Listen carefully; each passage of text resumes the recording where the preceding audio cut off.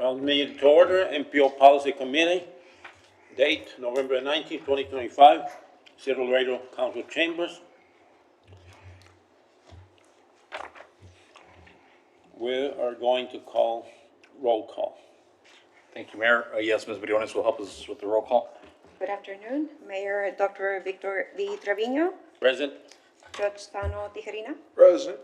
Councilmember Ricardo Rangel, Present. Councilmember Ruben Gutierrez, Present. Commissioner Jesse Gonzalez, Commissioner John Galo, Councilmember Vanessa Perez, Mr. Epigmenio Epi Gonzalez, Mr. Jed Brown. For the record, Mr. Chairman, you do have a quorum. All right, thank you. Mayor, motion to excuse members that are missing from the meeting. Motion second, all in favor? Aye. Both motion passes. We'll proceed with any citizen comments. We don't have any at this time. All right, thank you. Motion to approve the meeting held on October 15, 2025. Second. Motion second, all in favor? Aye. Opposed, motion passes. B, on number 4, B, receive public testimony and initiate 10-day public review and comment period for the proposed amendments to the 2025-2028 Transportation Improvement Plan, TIP. Thank you, Mayor. Yeah, we do have a brief presentation. We just need to ask if anyone's here to speak for or against on this item, and then we'll go ahead and do the presentation.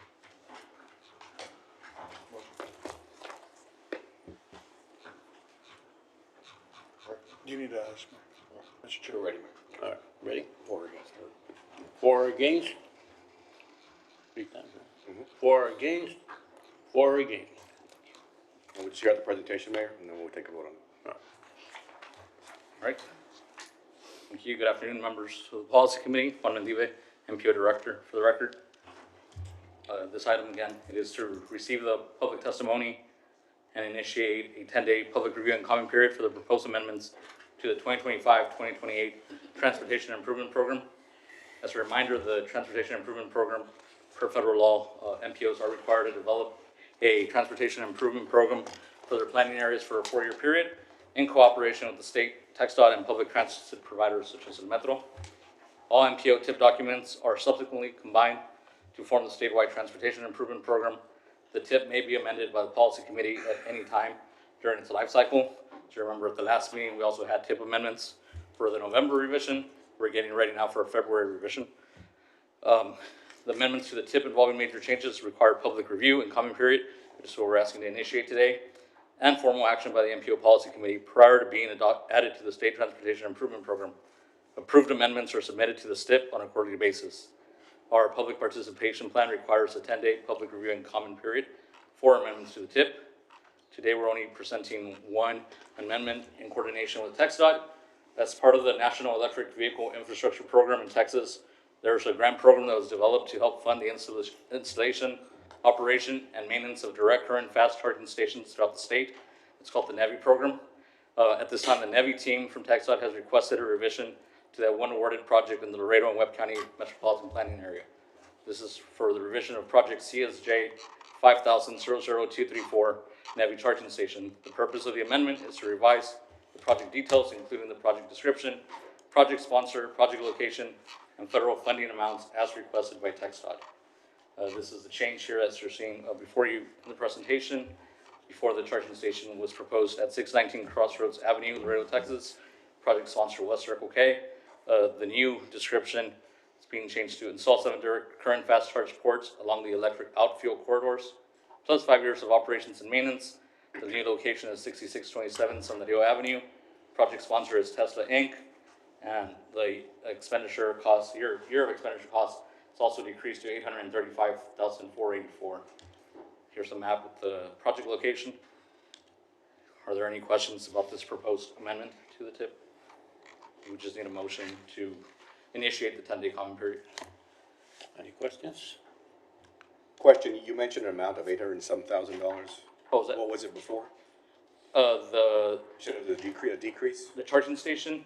So the charging station is going, instead of 8 fast charge ports, are going to be 7 at this new location, and the decrease was from 1.3 million to 835,484.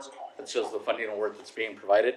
I think the reason for that cost change is because that also difference in that from 8 to 7 ports. 7 board. Yeah, so that's one of the main differences. Again, this is something that TxDOT's doing, TxDOT division, it's not even something that TxDOT Laredo District is working on. That's up in Austin, and they just asked us to amend this since it has federal funds on it. Whenever they make changes, we have to make these changes to our tip. Great. Motion to accept the amendment and to initiate the 10-day period for public review and comment period. Second. Motion and second, all in favor? Aye. Opposed, motion passes. All right, number C. Yes. Item C is receive public testimony and initiate a 10-day public review and comment period for the proposed revisions to the 2050 MTP. Also, we could ask if anyone's here to speak for or against, and then I would give the presentation. All right. For or against, for or against, for or against. Thank you, Mayor.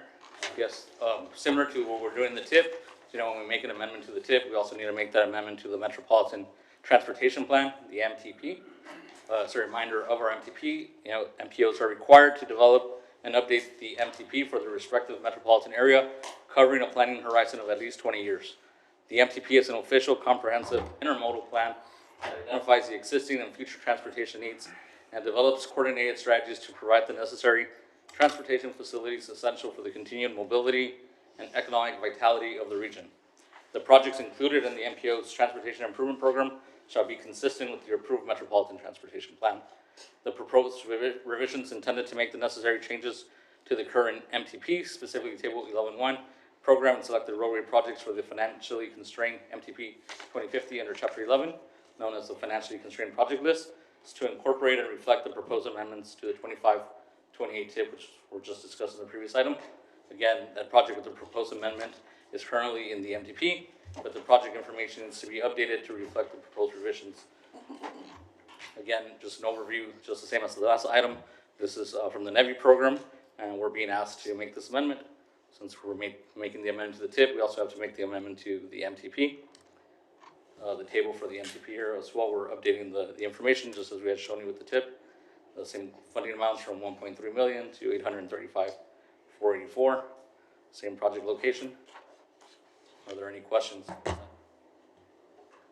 Motion to accept the amendment and to initiate a 10-day public review and comment period for the proposed revision of the 2025-2050 MTP, Metropolitan Transportation. Second. Motion second, all in favor? Opposed, motion passes. Thank you. We'll bring that item back in January. We don't meet in December for the final approval. And the reason I gave those presentation on those items instead of Gracie, who should give some, because I know that I had to come up here for this next item as well. I thought it'd be easier just to stay up here. So, the next item, I think we're moving on to item Number 5, Yes. promo number 5. correct 5/8 presentation by MPO staff on the process to expand the metropolitan planning area boundary. So at the last meeting, there was some discussion about, how we could expand the boundary. The initiative came up, there's questions or some funding going to Columbia Bridge.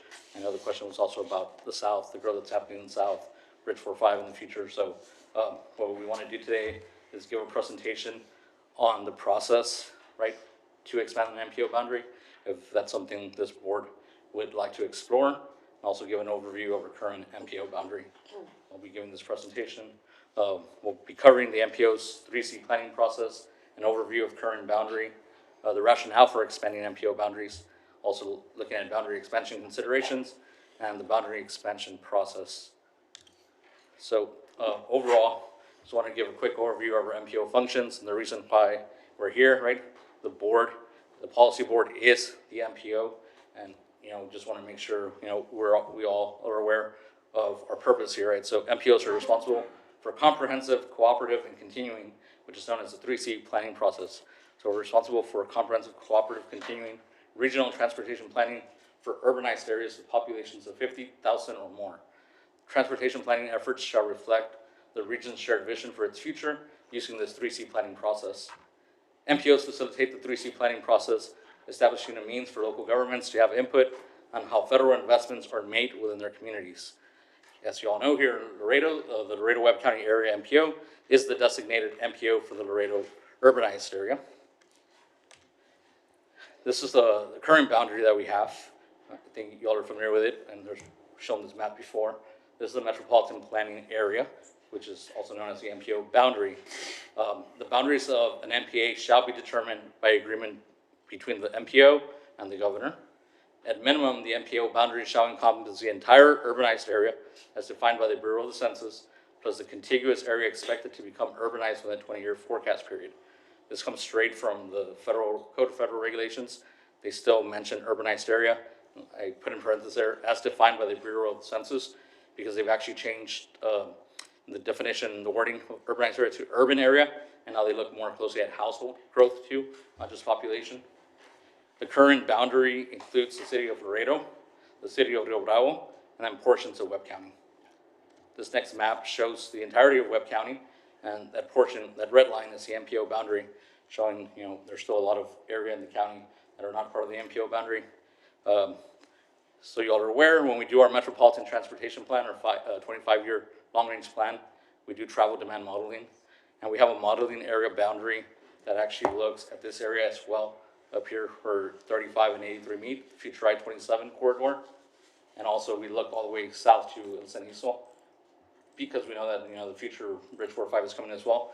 So when we're actually modeling or transportation planning, looking at projects and stuff, all the growth, we're looking at an area a little bit extended from this MPO boundary, and we're considering that. It's not just the 4-5 loop though.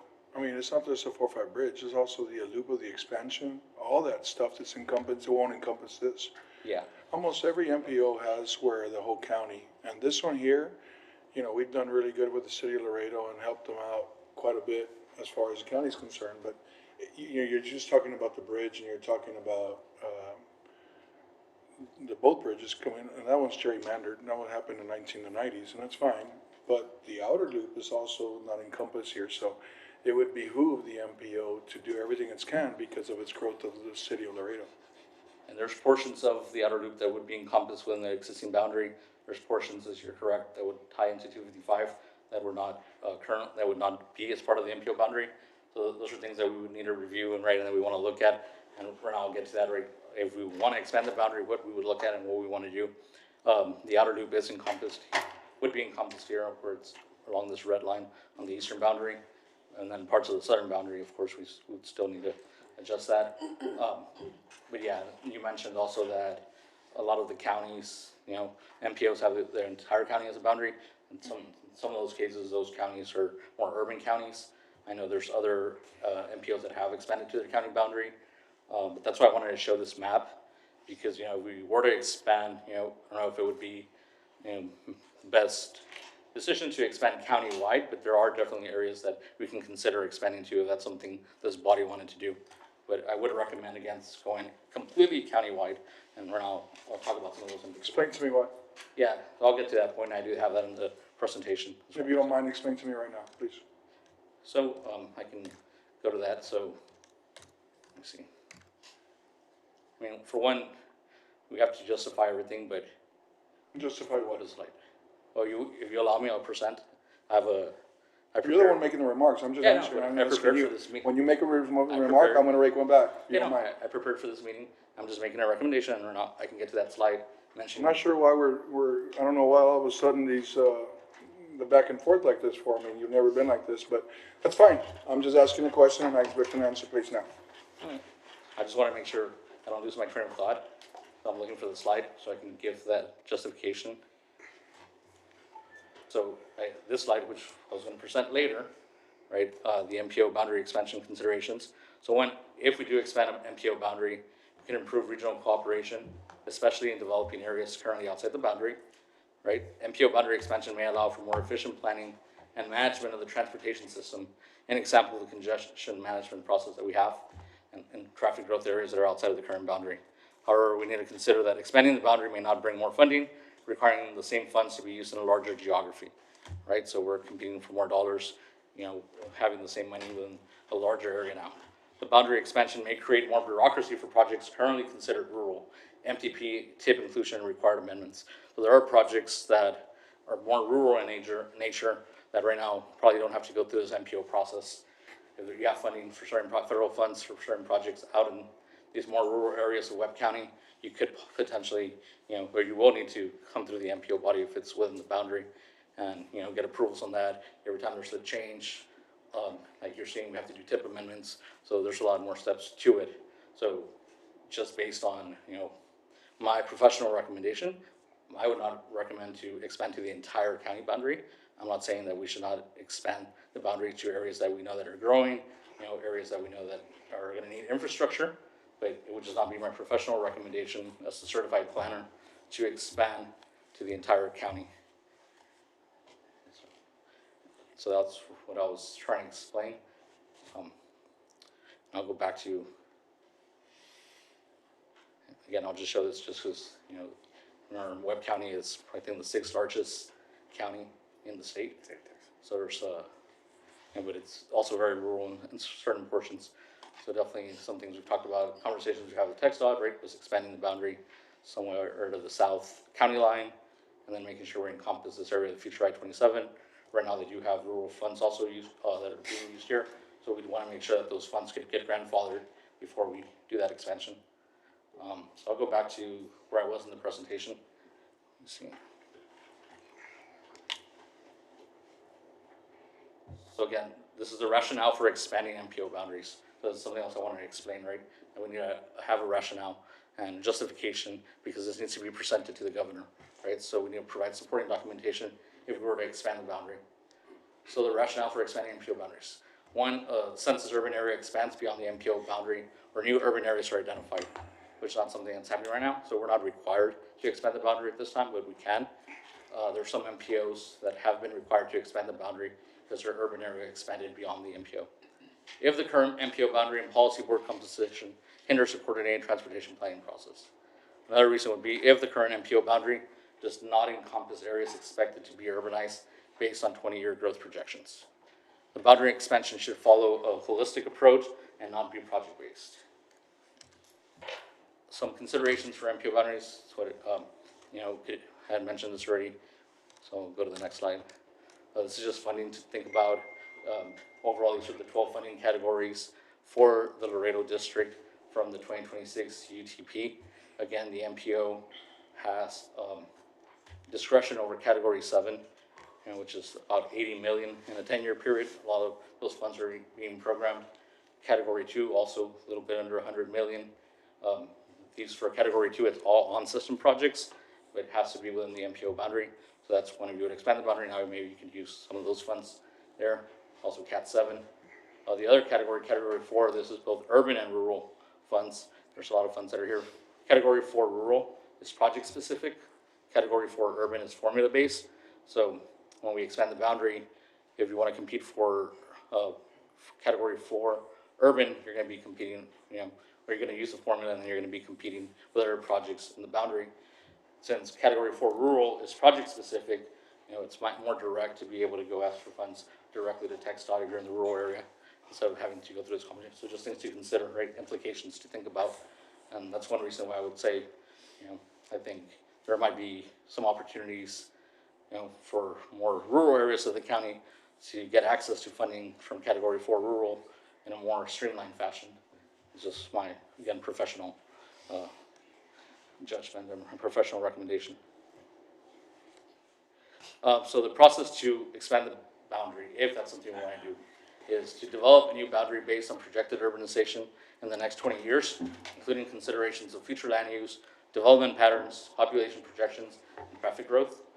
The boundary changes should be justifiable, something I mentioned earlier, because why the Texas Administrative Code mentions that the MPO must provide the governor and TxDOT with appropriate documentation and rationale supporting recommended boundary changes.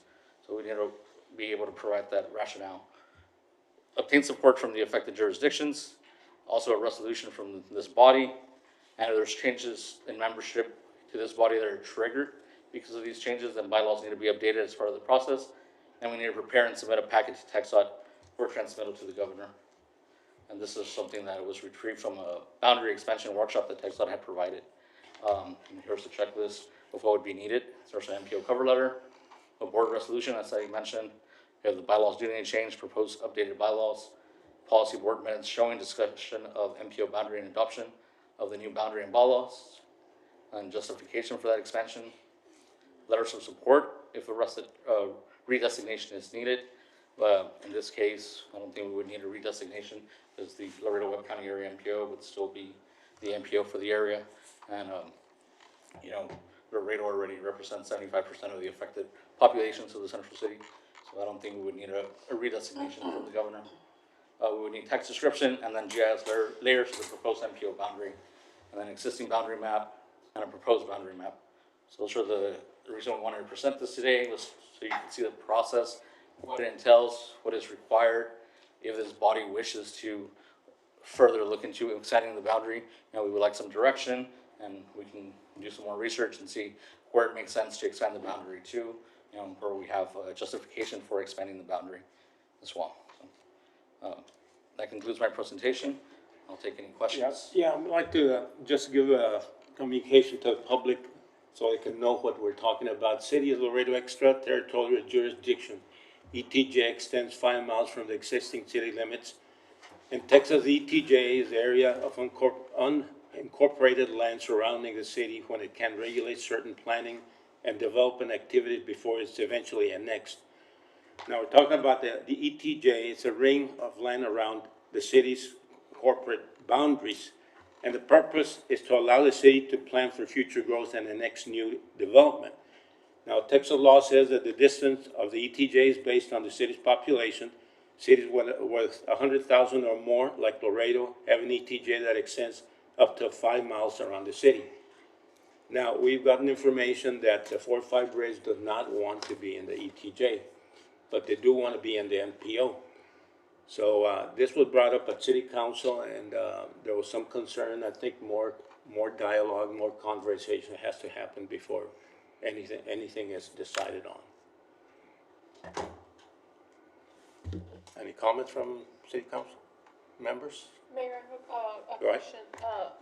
So I know we did receive that letters that they are asking to be removed from the ETJ, which is concerning for this, but there are other developments that are not in the MPO boundaries that are also have removed themselves from the ETJ. I know in the 255, I-35, some of that development. Is there, it just seems a little bit concerning that we're planning infrastructure dollars based off of population into areas that are not gonna be part of the ETJ for the city. So have other MPOs gone through stuff like that, or is there a way to handle that situation where they've removed themselves, but then they're still affecting our transportation? Are there still projects in those areas? May I answer? May I ask? Go ahead.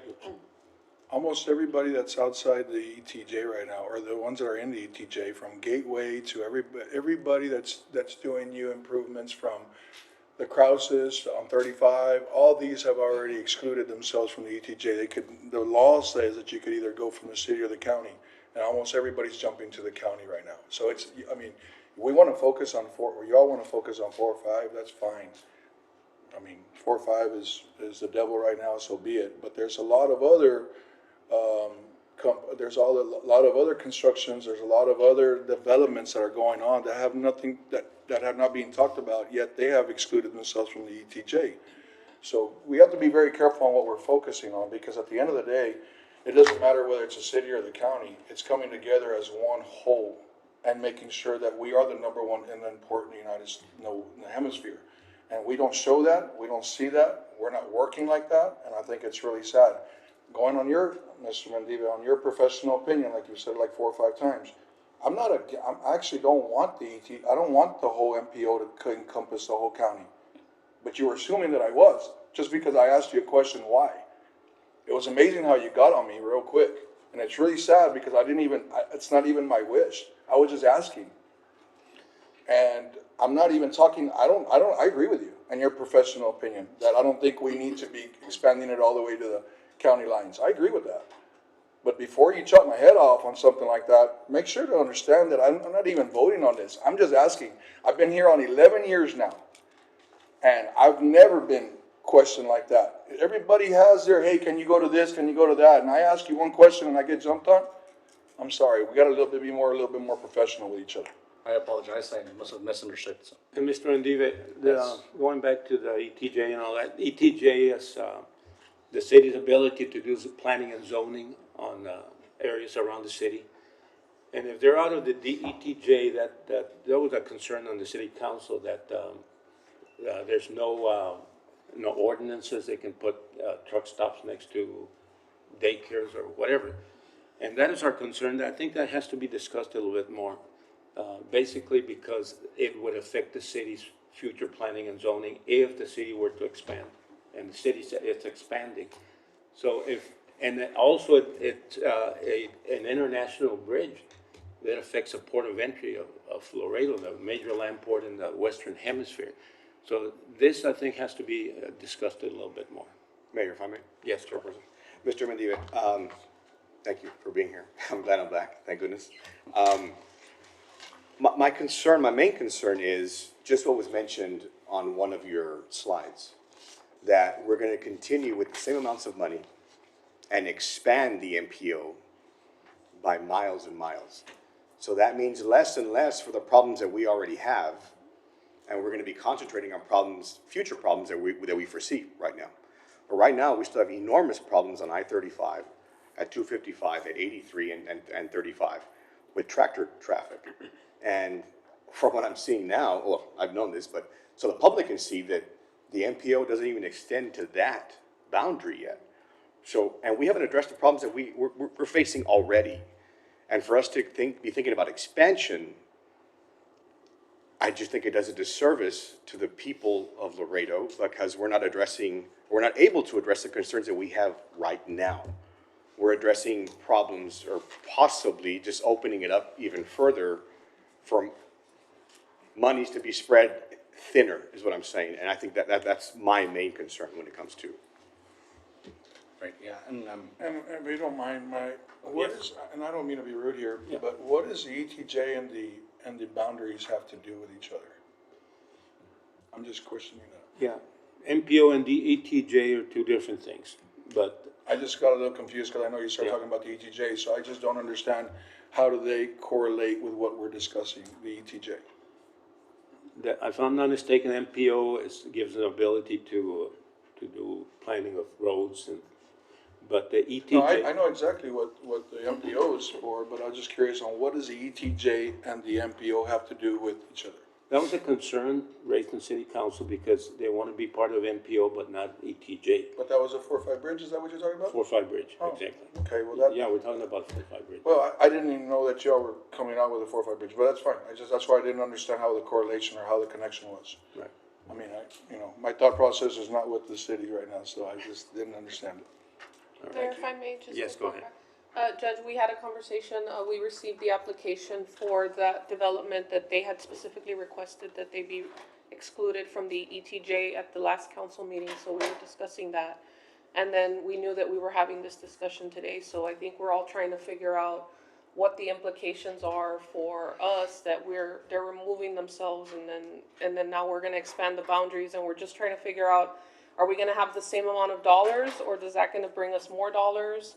And it looks like from Mr. Mendiva's presentation, we might be dealing with the same amount of dollars, and so I don't know if it might be more appropriate to do the rural funding, since that's gonna, the rural funding, since that's gonna be more in the rural area, and maybe make that a project priority for that area.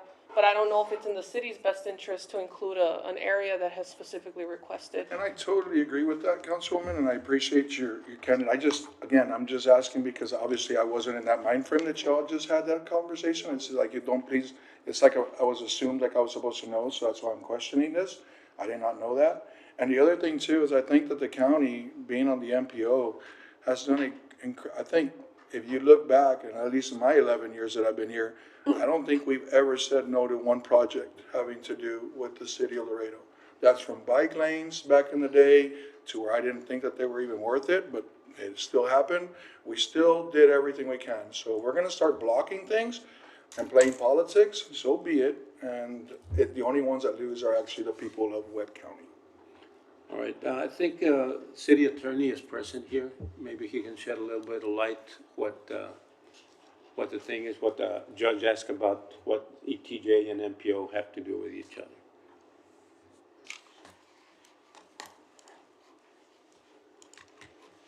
Hello, everyone. So, in terms of their interworking with one another, there isn't too much there, Mr. Mayor. There really isn't. The fact that someone is within our ETJ, it just gives us some authority in terms of, forgive me, it would be the city's ability to possibly have permitting over structures and things of that nature. There is some control by the city. But what Senate Bill, I believe it's 2031, that has been codified into Section 42 of our local government code, it's very landowner friendly, y'all. And just as the state of Texas has always been. So what it does is it allows for these landowners to say if they want to petition to be excluded from it. It is a right that is granted to a landowner if they own more than 50% of a parcel, or if it's a collection of people who own more than 50% of a parcel of land. In terms of whether or not that is, whether or not someone excluded from the ETJ should be in the MPO, that is a decision for this honorable body. But in terms of whether or not they affect one another, not necessarily. There is no effect on that. Because again, even though someone is within the ETJ of the city and they're not annexed, they're not on the tax rolls anyway. So there's nothing going on there other than the city having some say as to permitting structures, whether or not it fits with city codes, all because the idea of this land could be part of the city at one time. But again, the legislature has made it very clear. They did away with involuntary annexations. They did away with now landowners have the ability to petition to exclude themselves from our ETJ. It's our legislature in Austin that has allowed the landowners to do this, and we just have to comply with it. Right. So that would apply mostly to ranches and farms and people that don't want the ETJ to belong to the ETJ. The statute doesn't really say whether or not Anybody. ranches and farms.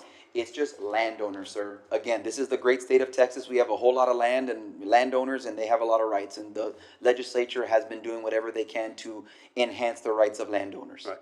Mayor, But, but because the International Bridge is part of the port of entry, largest in the Western Hemisphere, this is something that I think has to have further conversation.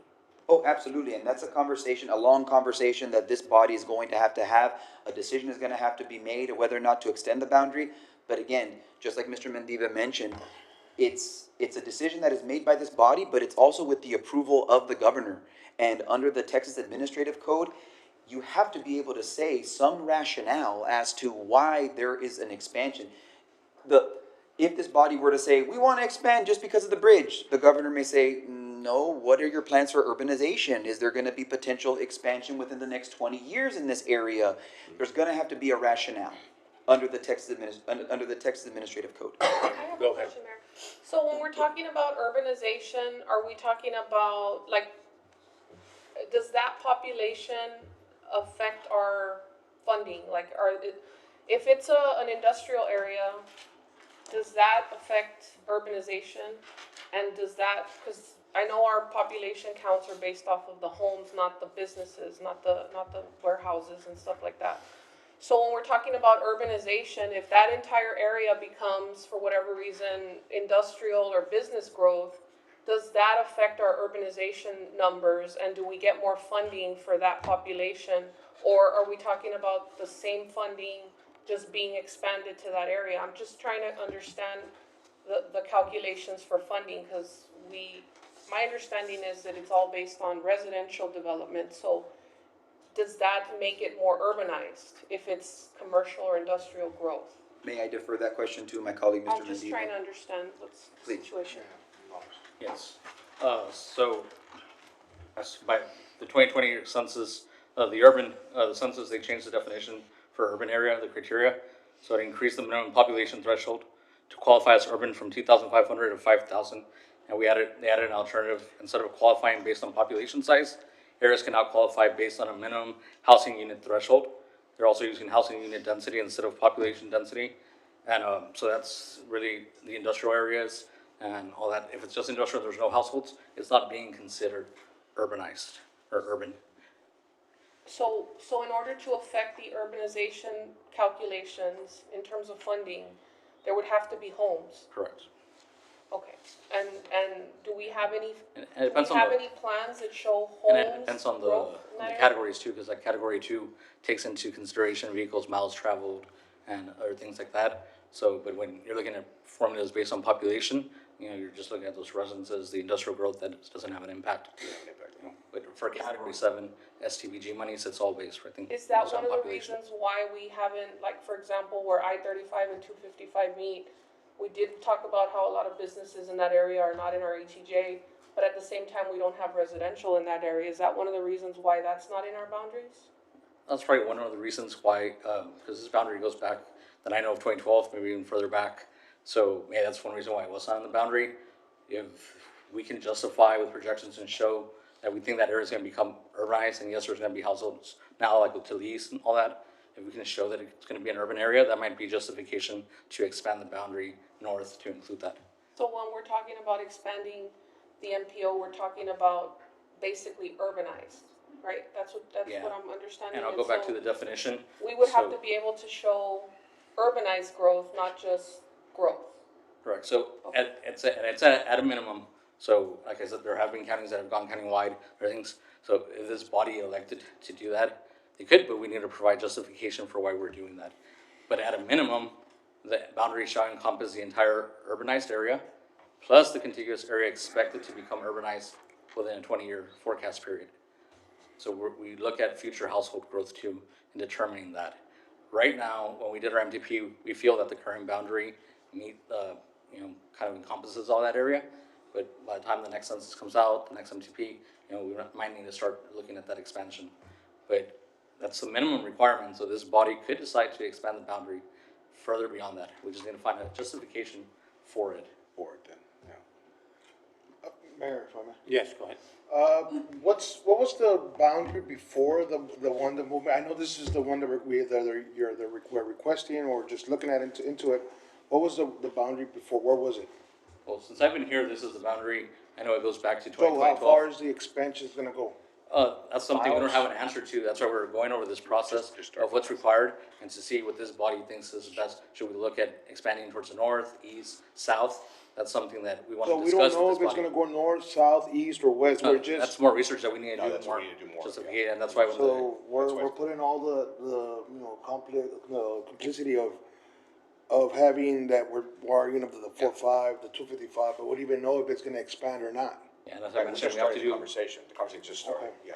and we have to do a holistic approach. So if we were to expand the boundaries, again, I would recommend that we look at all these areas, right, the north, east, south, to see where it makes sense to expand. And again, I know the judge had asked me about that. Again, I apologize if I had misunderstood, but I just think that if we look at expanding, we should look at areas that we see that are growing currently and that might be urbanized. So let's say right now the expansion, we see it's growing more towards the east.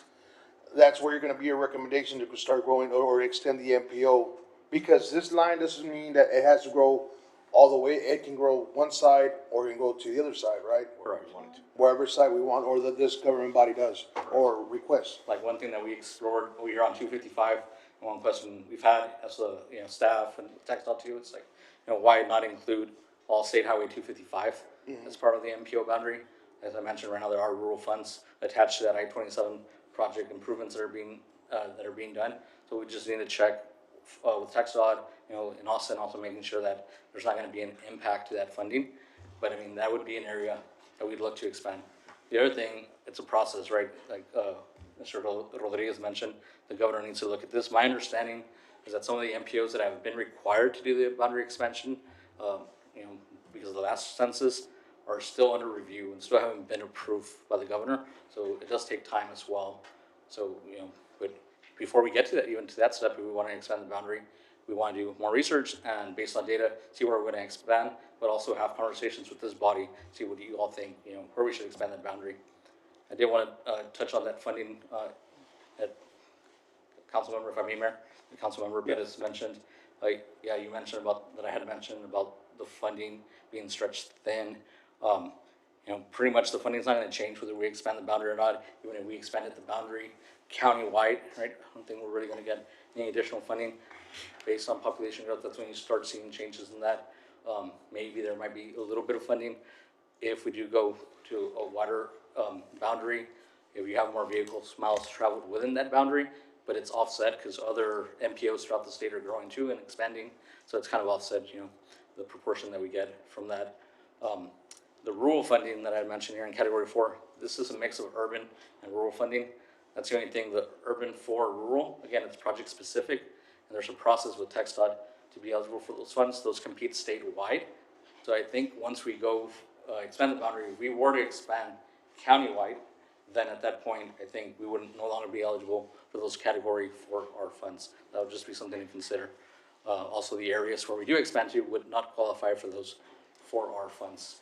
So that's just something to consider. Mayor, if I may? Yes, go ahead. So the boundaries of the MPO are considered urban? Like if you're in the MPO boundary, you no longer qualify for rural funds?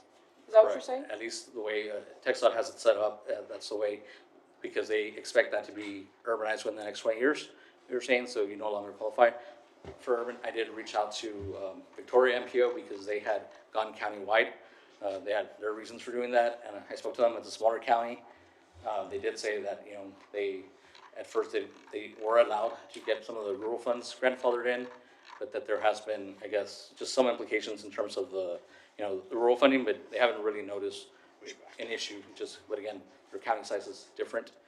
They've still been able to get the funds that they needed for some projects. If we were to expand to the 4-5 area, where would that marking be?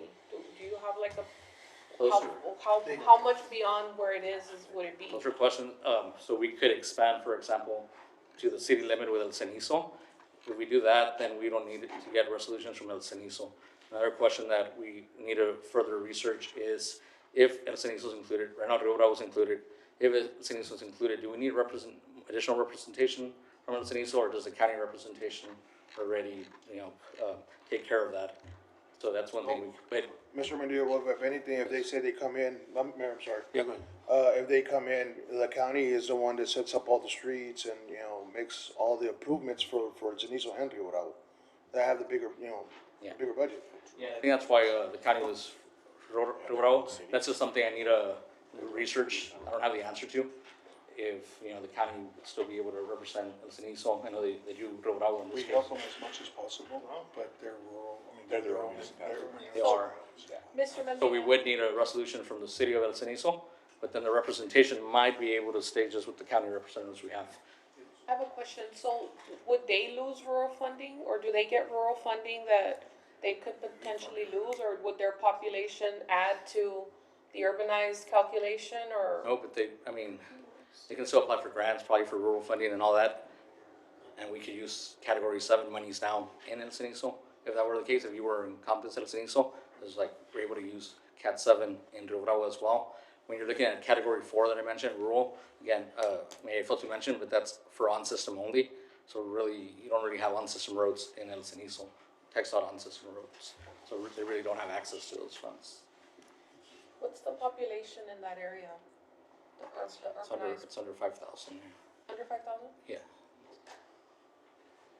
I remember I checked that because when I was doing research about the urban areas, so at one point I think Rio Bravo was considered kind of a small urban area because there used to be also different type of urban areas, and now they did away with that and it's just urban area based on the household density. So Rio Bravo actually lost that status in the last change. The other, so you mentioned where we would expand, conversations in the past have talked about just going all the way south to the county line. That would encompass El Cenizo, Bridge 45, outer loop infrastructure projects. But the other thing to consider, like I mentioned, if we want to include or exclude El Cenizo as well. Would MPO, if they are like a 4-5 bridge, if they belong to MPO, would they have access to federal funding? They have access to federal funds right now as well, so that doesn't change, right? But there'll be other categories of funds that they don't have access to right now that they would have to. But again, that's why I mentioned that the the pie is small with those funds anyway. So if this body decided, hey, we want to, that's our priority, we want to, use funds for that bridge, the body can do that. But again, that's the same money you could use in other areas of the MPO boundary as well. Okay. With or without being on the ETJ? Yeah, that doesn't have an impact with us. The question was posed about the ETJ. I'm sure.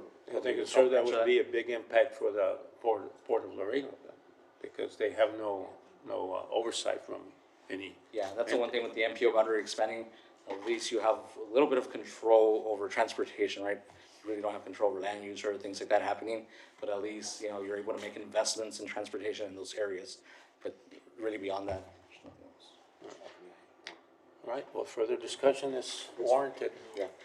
Thank you for the presentation. Thank you very much. Again, I apologize if I misunderstood anything, or apologize if, I acted, out of the ordinary. So, All right, thank you very much. you're- Thank you. Next is B, status report by the RMA, Regional Mobility Authority. That's B, or 5B.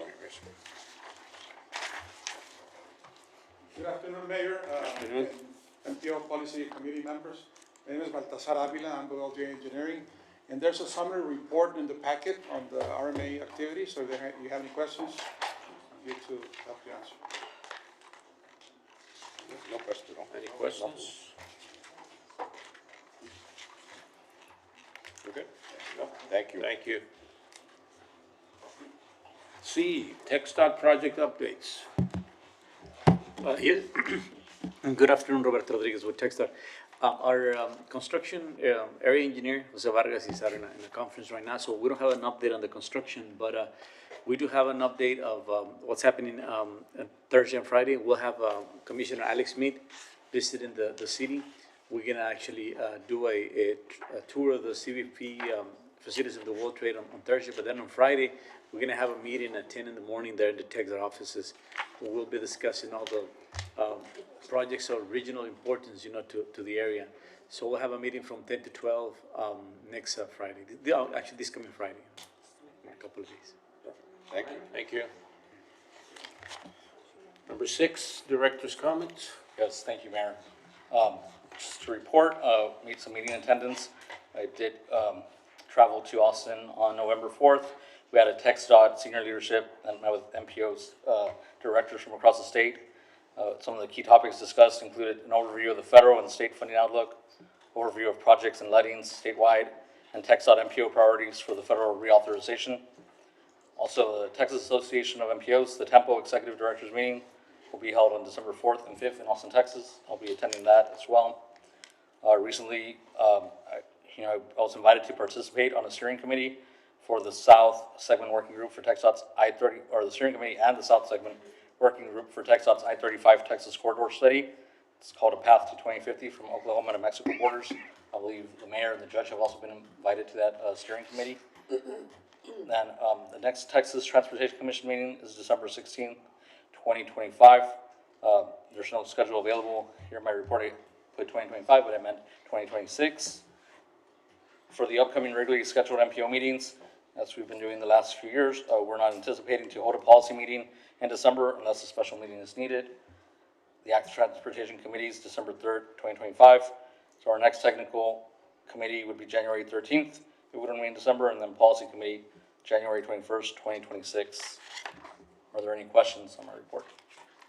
No, sir. No questions? Good. No. Thank you. Communications, number 7. Nothing. Done? Before we adjourn, just want to wish everybody a happy Thanksgiving. Hope you all spend it with your family. Stay safe. Please don't drink too much. All right, there you go. Happy Thanksgiving. All right, all. Motion to adjourn. Like motion, second, all in favor? Aye. Meeting adjourned. Thank you.